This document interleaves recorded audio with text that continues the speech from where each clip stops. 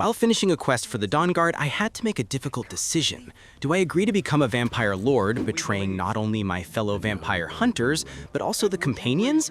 Or do I refuse, keeping the ability to turn into a werewolf, but permanently losing out access to vampire-exclusive items?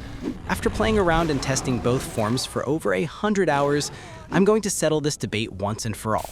Which is better, being a werewolf or being a vampire lord? To make it a fair comparison, I'm going to compare the two forms on several factors, from combat to utility to how they affect your character, and then sum up the score for our winner. Alright, without further ado, let's jump right in. If you didn't know, the ability to change into a werewolf is extremely old, being added in the second Elder Scrolls game, Daggerfall, and then appearing in Morrowind and in Skyrim. In Skyrim, you have to progress halfway through the companion's questline, where you get approached by Skjor and get forced to become a werewolf just to progress. While in werewolf form, you can perform a slash attack, sprint super fast, and attack while sprinting to perform a powerful pounce attack. Additionally, power attacks as a werewolf knock enemies down, making them easy pickings. You can also howl, which initially scares away enemies in a radius, but you can change the effects of this howl later on. To heal yourself, you have to feed on corpses, and this also extends the timer before you turn back into your normal form. The only downside is that your base character suffers from restlessness, which prevents them from gaining the well-rested bonus from sleep. And while it does make leveling harder, it doesn't affect gameplay in any other way. In fact, you also become completely immune to disease, which is useful if you are tired of contracting rock joint from wolves. Now, while vampirism has been in the series since Daggerfall, the Vampire Lord form is brand new, having been added to the game with the Dawnguard DLC. This form has two modes. While on the ground, you can only perform weak melee attacks. The true strength is in hover mode. You can attack with a powerful absorb health spell with your main hand and cast Vampire Lord exclusive spells with your other hand. You also have a dash ability, where you swiftly fly in a direction as a swarm of bats, making it great for escaping tough situations. While all of this seems really good, it comes with significant downsides for your character. I'll explain these downsides in depth later in the video and discuss their consequences. Okay, now that I've explained the two forms, let's begin by comparing their combat ability. Werewolves can completely wipe out opponents with ease. Their pounce attacks let them sprint up to enemies and insta-kill them, and their power attacks let them knock enemies down and then finish them off. And while all this is great, there is one thing that slows them down: having to stop and feed. It leaves them vulnerable for a couple seconds, but it's their only way to heal during a fight. Not only that, but it's how they extend the werewolf timer. So if they don't feed, they could suddenly transform back into a human mid-fight, and I'm sure you can guess that isn't fun. Vampire Lords, on the other hand, can sustain fights for much longer, since their main attack spell absorbs health while dishing a lot of damage. Its large splash radius lets you damage multiple enemies which are grouped up, and it barely costs magicka. The real fun is their secondary spells, which lets them summon gargoyles to help out or lets them pick up and toss enemies around like toys. While werewolves may not be able to cast spells, they can choose between 3 howl abilities. The default one, which scares people, an ability which summons other werewolves to fight along with them, and an ability which lets them detect life. Unfortunately, not only do you have to do a quest to unlock each ability, but the default howl ability is better than the other 2 ones by a long shot. Vampires have it way easier. They can get every single spell and ability from their perk tree, and they don't have to make any choices between them, allowing them to be much more versatile. Overall, while both forms can absolutely demolish enemies, I'm going to give the Vampire Lord this round. Not only do they have more choices in combat, they also aren't tied down to feeding in order to heal. Not to mention, it's really fun fighting as one. Next, let's measure how easy it is to use the forms. But before that, I'd like to remind you to subscribe and hit the like button for more videos like this. Changing into and out of the Vampire Lord form is super simple. You can switch back and forth at any time of day, and there isn't even a cooldown. You also remain as a Vampire Lord for as long as you want. Werewolves, on the other hand, have it tougher. You can only change into a werewolf once a day, unless you have the Ring of Hircine, which you get from the Daedric quest Ill Met by Moonlight. But what's even worse is there is no way to manually change back. See, you can only be a werewolf for a fixed amount of time, and extending that time requires you to feed on humans or animals.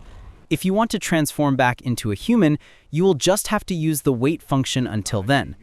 Vampire Lord easily takes this round because of how much simpler it is to use when you want. Dawnguard added a skill tree for both Vampire Lords and Werewolves, making them viable throughout every stage of the game. In my opinion, the most important part of a skill tree isn't just the perks, but how easily you can get the perks you want. And this is where they have a huge difference. Werewolves only gain progress towards the next level by feeding on enemies. The problem is, initially they can only feed on humans, which severely slows their level. It takes multiple perks for them to be able to feed on animals. On the other hand, vampires simply have to kill enemies with their absorb health spell, which is far easier and doesn't leave them vulnerable at all. Do keep in mind, both forms cannot gain perk progress from killing undead or Dwemer automatons. Now, if we compare the perks of each form, the difference only gets bigger. Werewolves only have 8 perks, and 4 of the werewolf perks are dependent on which totem you have, which means most of them aren't even going to be used. The remaining perks mainly give minor stat increases, and the last one lets you feed on animals, as mentioned earlier. Vampire Lords, on the other hand, have 11 perks, and each one is impactful. The more perks you unlock, the more options the Vampire Lord has when dealing with enemies. You can paralyze opponents with a spell or cast a cloak of bats around you. You can even become temporarily invincible, and my favorite ability, you can slow down time. It does make sense that the DLC that added the Vampire Lord spent more time developing the skill tree for Vampire Lords, while werewolves were just a second thought to prevent them from being left behind. This rung goes to the Vampire Lord by a landslide. Finally, let's talk about the single most important thing to consider: how these forms affect your base character. The werewolf is simple. Aside from not getting the well-rested bonus, which is negligible past the early game, there are virtually no other downsides. The Vampire Lord, however, is a different story.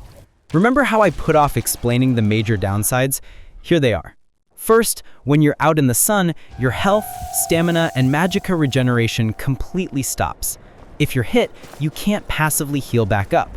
And if you sprint, you won't regenerate that stamina back, making overland travel during the day a genuine chore that requires constant potion chugging. Secondly, you develop a stacking weakness to fire, eventually reaching a crippling 50% damage vulnerability at the highest stage of vampirism. These are huge liabilities just to play the game normally. Now, yes, you can blot out the sun to allow yourself to travel during the day.